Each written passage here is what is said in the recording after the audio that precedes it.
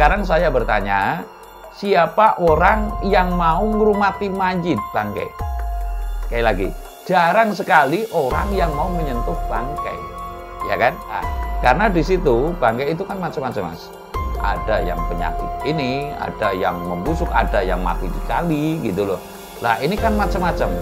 Kira-kira sesuatu hal yang menjijikan dan menakutkan nggak? Salam mulia, Mbah. Salam mulia. Nuwun sewu, saya ingin ngangsu kawruh ini, Mbah. Yang namanya pekerjaan manusia itu kan banyak nggih, ada yang jadi dokter, ada yang jadi petani, ada yang jadi polisi, guru dan lain-lain. Nah, itu miturut pandangan spiritual panjenengan, pekerjaan mana yang paling mulia, Mbah? Sebab ini kan masing-masing menganggap profesinya itu paling mulia begitu. Nah, ini karena saya laki-laki, saya tanya dulu ini khususnya bagi kalangan laki-laki, pekerjaan mana yang paling mulia, Mbah? Monggo dipun wedharaken. Matur nembah nuwun.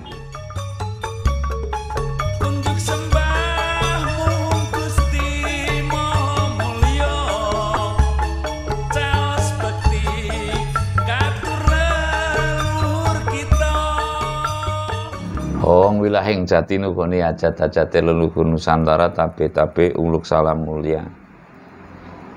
Cerita Pangupa Jiwa itu namanya.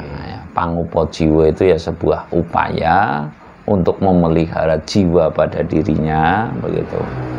Dan lalu perlu diupayakan, namanya Pangupa Jiwa. Itu kalau istilah tempo dulu, kalau sekarang ya bekerja jadinya, atau terus Pangupa Jiwa, terus digubah lagi menjadi ngayah.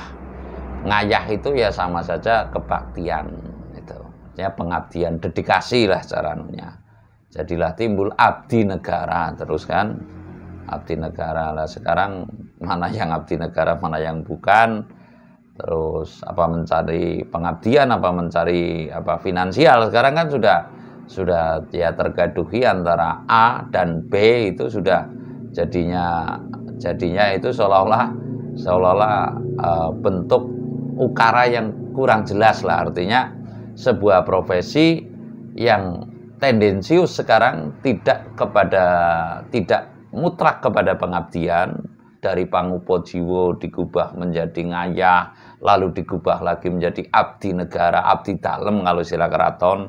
Sekarang abdi negara, pengabdiannya ini pada kurang pas gitu loh. Kalau saya ngomong nggak jelas itu jiwa pengabdian ini telah tergeser dan lalu sekarang timbul dengan kata bekerja. Bekerja itu sebenarnya kan ngayah, ngayaih wajib, ya. Ngayaih wajib untuk mengupa jiwa, untuk mencari penghidupan antara penghidupan dalam kehidupan, ya. Ini kan udah beda-beda ya, nanti satu saat saya akan ya. Artinya kalau hidup itu tunggal, penghidupan itu adalah makanan, taruhlah, udara dan sebagainya. Dan lalu kalau kehidupan ini adalah seserawungan, itu kan mesti dibedakan. Nah, artinya empan papan dan lambe atinya itu harus jelas. Saya akan cenderung menangkap kepada pertanyaan itu kan, pekerjaan apa yang paling mulia? Lah karena yang bertanya laki-laki kan, saya dari hasil spiritual saya akan menguraikan secara jelas pantas, maksudnya tidak melebihi dan tidak mengurangi. Artinya jadi pekerjaan itu ya pertama dari taruhlah Pangupa Jiwa, dan lalu ngayah atau netepi darmaning wajib gitu, pengabdian, lalu sekarang menjadi pekerja. Ya, topiknya sekarang adalah bekerja saja, pekerjaan apa gitu, sesuai dengan era sekarang ya. Jadi saya sebagai orang spiritual, sesuai dengan hasil penggayatan saya, karena ini kemungkinan besar tidak ada dalam literasi. Kalaupun ada itu pekerjaan kaum pria apa yang paling mulia. Ini saya bercerita kaum pria loh. Itu kelihatannya belum ada di literasi ini pekerjaan apa itu. Yang paling berarti kan ada satu begitu. Ya ada satu, ada satu artinya walaupun jumlahnya itu banyak, ya guru ini banyak nggak? Ya, tapi sebutannya kan satu guru gitu loh ya. Ya sama juga saya akan menyampaikan, akan menceritakan, ya ini berdasarkan hasil spiritual saya. Bagi yang mau meyakini ya monggo meyakini, percaya ibaratnya. Bagi yang tidak juga sah-sah saja. Saya akan menyampaikan sesuai hasil spiritual saya yang bahwasanya tidaklah ada sebuah pekerjaan bagi kaum pria, ya, tidaklah ada pekerjaan yang paling mulia bagi kaum pria kecuali kalau istilah tempo dulu itu adalah pamulasara layon, ya. Pamulasara layon atau pemula saralayon itu nyaris samalah kan, hanya istilah saja. Yang jelas pamulasara layon itu pula saralah carulah singrumati majid caranune atau disin atau mayat kalau istilah itunya. Itu kan yang diwajibkan dalam adat masing-masing suku kelihatannya adalah kaum Adam, itulah ibaratnya kaum laki-laki gitu loh. Pekerjaan pria yang paling mulia sekali lagi saya menyampaikan adalah pamulasara layon. Lah ini di berbagai istilah desa ini kan masing-masing wilayah atau daerah itu masing-masing ada istilah tersendiri nih. Kalau nggak keliru di Jogja kaum ya. Kaum rois. Ya kaum rois. Kaum rois itu kalau nggak keliru artinya adalah kepala umat, ibaratnya ya yang dituakan gitu loh, yang dituakan lah. Terus ada lagi sebutan qayyim dari kata bahasa Arab kalau nggak keliru itu qayyim ya. Katanya begitu. Ya kelihatannya seperti itu. Ya pokoknya qayyim itu ya pokoknya ngerana wong meninggal dunia langsung ke rumah Pak Qayyim dulu kan seperti itu loh. Ada juga istilah modin. Modin itu orang yang tahu peraturan lah, tatanan agama lah kalau anunya itu modin lah. Ini pekerjaan sekali lagi bagi kaum pria atau kaum laki-laki yang paling mulia menurut hasil spiritual saya tidak lain dan tidak bukan adalah pamulasara layon atau modin atau qayyim atau kaum. Ini masing-masing daerah kan sendiri-sendiri sebutannya. Ada pula yang menyebut lebih, ya kan? Lebih ini artinya apa itu saya nggak itu. Lebih bisa diartikan tuh lebih banget itu, karena luas ya bisa. Beda, yang Pak. jelas Kalau lebih anak muda itu berlebihan artinya lebay. Gitu. Lah itu yang jelas bagi kita itu kita setiap orang kan mengenal ya. Mengenal bahwasanya pamulasara layon di masing-masing wilayah ya gerumbul ya. Gerumbul itu kan di bawah desa ada namanya gerumbul kampung ya. Dukuh atau kampung lah. Pokoknya gerombol di sana sehingga dikatakan gerumbul gitu loh. Lah masing-masing gerumbul biasanya ada qayyimnya atau pamulasara layon. Lah karena identik dengan zaman sekarang otomatis ya diangkat orang Islam karena mayoritas ya kan. Jadi itulah pamulasara layon ya. Itu pekerjaan yang paling mulia. Lalu saya mengatakan, mengapa dikatakan pekerjaan yang paling mulia? Sekarang saya bertanya, siapa orang yang mau ngurmati mayit bangkai? Sekali lagi, jarang sekali orang yang mau menyentuh bangkai. Ya kan? Bangkai ini kata kasar saja lah, bangkai atau mayit atau disin atau layon. Kalau bahasa halusnya kan layon nih. Siapa orang yang mau memulasara layon atau bangkai gitu loh. Lah, karena di situ bangkai itu kan macam-macam Mas. Ada yang penyakit ini, ada yang membusuk, ada yang mati di kali gitu loh. Lah, ini kan macam-macam. Kira-kira sesuatu hal yang menjijikan dan menakutkan enggak gitu loh. Lah, inilah sehingga alam ibaratnya sangat terharu kepada yang demikian.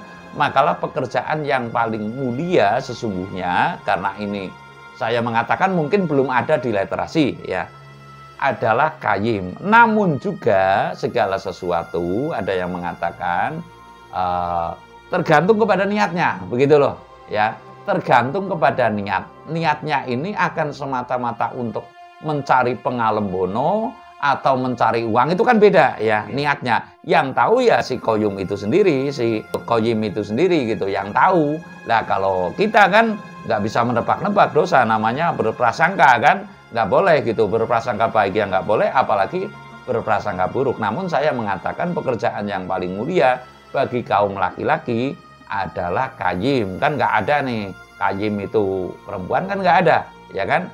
Kalau di tempat saya itu perkembangannya sekarang, jadi kalau jenazah perempuan jadi ada yang mengurus dari kaum perempuan juga, namun masih diketuai oleh Pak Qayyim. Ya pokoknya intinya yang memegang pertama mayit itu siapa? Pak Qayyim. Nah ini loh yang memegang dan wajib bertanggung jawab atas disin itu atau atas layon itu. Ibaratnya kan ada tuh yang tangannya nggak bisa nekuk, itu siapa? Lalu ada ibaratnya mati dengan ada penyakit yang jerwiceh, itu kan ada itu. Ya masih keluar darah dan sebagainya.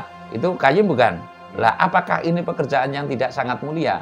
Sedangkan si muda, si tua tidak semua. Mungkin di antara kita hanya 1 atau sampai 5% saja yang mau terjun menangani langsung layon gitu loh ya. Lah inilah kemuliaan seorang Qayyim, seorang Pamulasara layon. Ini sangat-sangat mulia di mata alam. Saya mengatakan sangat-sangat mulia di mata alam. Di mata manusia sih mungkin wah Qayyimnya itu wow, mata duitan umpamanya gitu loh. Tapi di mata alam sangat mulia. Setidaknya niscaya saya juga turut mengamini ya, artinya semoga para yang Pamulasara layon ini, andai kata ada kekeliruan apapun alasnya, walaupun dengan tidak tulus, tapi ngerumati layon itu suatu pekerjaan yang sangat berat dan tidak semua orang mau mendekat kepada layon itu. Sehingga saya pun turut cara Pak Kiai itu memintakan ampun, yang jelas memintakan apa ya, jaluk pangapura kepada Tuhan apabila ada kelirunya langkah si Qayyim ini gitu loh. Intinya seperti itu, dan saya mengatakan intinya pekerjaan yang paling mulia adalah Qayyim. Tanya ini Mbak, sedangkan dalam keadaan sekarang itu di rumah sakit umum kan ada itu petugas khusus pemulasara jenazah begitu. Apakah itu juga setara dengan Pak Qayyim begitu? Intinya begini Mas, kalau pamulasara layon itu kan dari mengkafani sampai dengan ke liang lahat, dan lalu yang terpenting adalah doa caranya ya kan. Sahnya asale saka bumi bali sira marang bumi, asale saka tanah bali sira marang tanah, asalnya dari tanah kembali ke tanah, dikembalikan lagi ke tanah. Itu topik besar ya. Manusia itu berasal dari tanah gitulah, dikembalikan lagi ke tanah. Apakah itu di antara yang di rumah sakit ini sudah mulia? Namun di situ ada ibaratnya ijab kabul, ijab kabul lah ibaratnya pengantin itu loh. Asale saka lemah tek balik naring lemah, cara bahasa Jawa saja. Itu gitu. Ya ibarat ada akadnya gitu intinya. Lah dalam akad ini yang di rumah sakit kemungkinan tidak punya syariat tertentu. Namun yang namanya pamulasara layon yang langsung diwajibkan oleh sekelompok masyarakat gerumbul, itu tentunya tidak semua. Kalau yang di rumah sakit hanya di rumah sakit saja, tapi kalau ini kan secara menyeluruh di wilayahnya, di gerumbulnya. Nah ini yang menyebabkan Qayyim itu adalah pekerjaan yang paling mulia bagi kaum laki-laki gitu. Saya rasa ini sangat gamblang ini Mbah. Jadi saya generasi muda ini baru tahu lah. Tapi saya masih punya pertanyaan sedikit. Sedangkan kita ini kan masyarakat Indonesia ini kan beragam, beragam. Ada yang agama Islam, ada yang agama Kristen, ada yang warga penghayat juga. Nah ini apakah semestinya ada satu orang yang ditugaskan khusus seperti itu, atau itu sukarela begitu? Kalau sesuai aturan sekarang, Qayyim itu kan menerima bekok, artinya sah mendapat SK. SK ya, dari desa, SK dari desa, bahkan dari kabupaten. Nah, sekarang kan Qayyim juga menerima gaji gitu loh.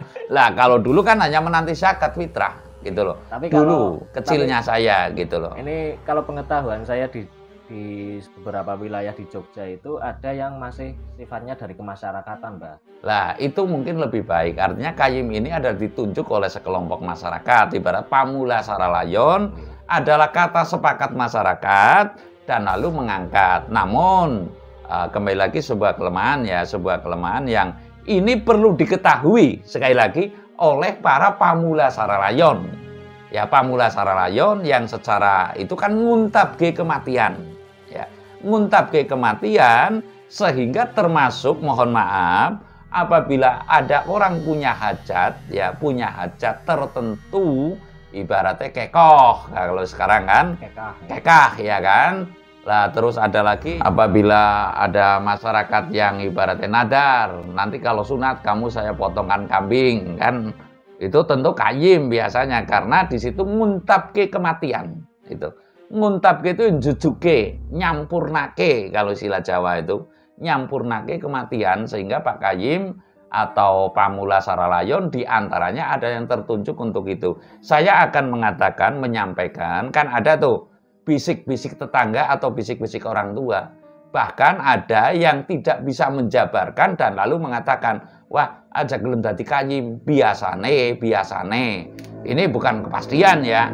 Biasanya matine ki mbuk-mbuken. Loh, pekerjaan yang mulia kok bisa matine mbuk-mbuken.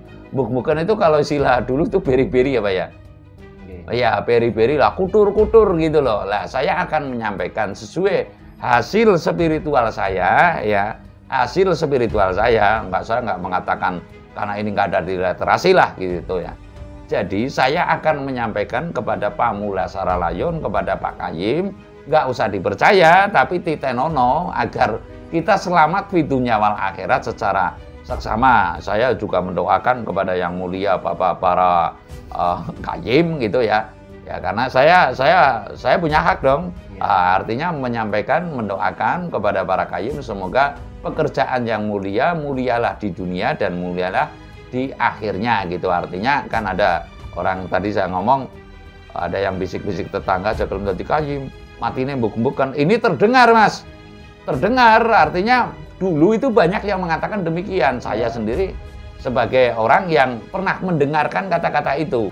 Jadi saya akan menyampaikan kepada para modin ya, para kaum atau para Kayim atau para lebe atau para Pamula Saralayon yang nguntabke kematian, saya menjamin sih tidak, tapi niscaya ini adalah sebuah keterangan yang sungguh-sungguh dari saya yang apabila dipraktekkan niscaya tidak akan kena penyakit buk-buken ya. Saya akan menyampaikan Pak Kayim semua ya, intinya ini saya serius ya, artinya niscaya ini adalah sebuah jalan yang di ujung ya, bumi mawaciri, kembali lagi di ujung kematiannya tidak akan bukan atau beri-beri. Saya akan menyampaikan dipercaya syukur tidak ya syukur, yang saya wajib adalah saya telah menyampaikan.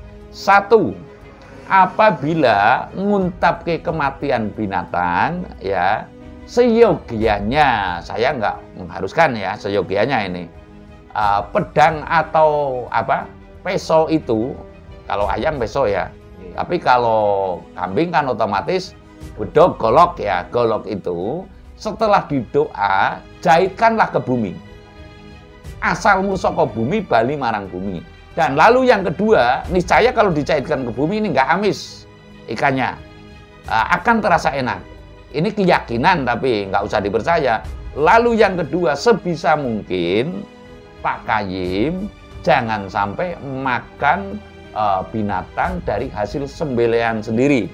Ya, artinya begini, ketika itu telah menyembelih, biasanya kan yang menyembelih mengirim atau diundang lagi untuk mengkabulkan itu. Seyogianya ya jangan sampai makan dari binatang yang disembelih itu. Ibaratnya pengen kambing ya lebih baik beli. Lah ini disedekahkan kepada saudara atau keluarga pun kalau bisa jangan gitu loh. Keluarga jangan, kepada disedekahkan kepada yang lain. Jadi sah dalam nguntabke kematian binatang itu. Sekali lagi saya mengatakan bahwasanya ini hasil spiritual saya untuk menghindari hal yang ibaratnya terembung kanginan apa ya cara istilahnya itu, seyogianya tidak makan sembelihannya sendiri, dan ketika akan menyembelih, ibaratnya secara kebetulan di sini ada peso nih, ya, dipraktekkan setelah didoakan, pokoknya dengan caranya, saya juga nggak berhak mencampuri ke ranah sana, dijahitkan ke bumi, pengibaratannya ini bumi, dijahitkan ke bumi dari selatan ke utara. Nggak ada orang mati secara syariat yang tidak diujurkan ke utara, begitu loh ya. Lah barulah ini disembelih binatangnya. Dan niscaya kalau imbal setimpal untuk ongkos sarula, ibaratnya kan biasa dikasih, diterima nggak apa-apa gitu loh. Karena itu adalah hak. Tapi untuk memakan binatang yang telah disembelih seyogianya tidak. Niscaya itu akan terhindar dari penyakit yang bukan gitu loh. Bukan itu ya kalau zaman dulu itu beri-beri. Lah ini patut saya sampaikan, kurang lebihnya saya juga mohon maaf, saya tidak harus dipercaya. Sekali lagi, yang jelas ini hasil spiritual saya yang perlu saya menyampaikan untuk para kaum pamula saralayon, ya, para ya kayim gitu ya, modin atau kaum atau lebih, saya menyampaikan tidak harus dipercaya, tapi amatilah, niscaya apabila ini bisa menghindari yang demikian, akan betul-betul pangupo jiwo atau profesi yang sangat mulia. Saya rasa demikian. Terima kasih.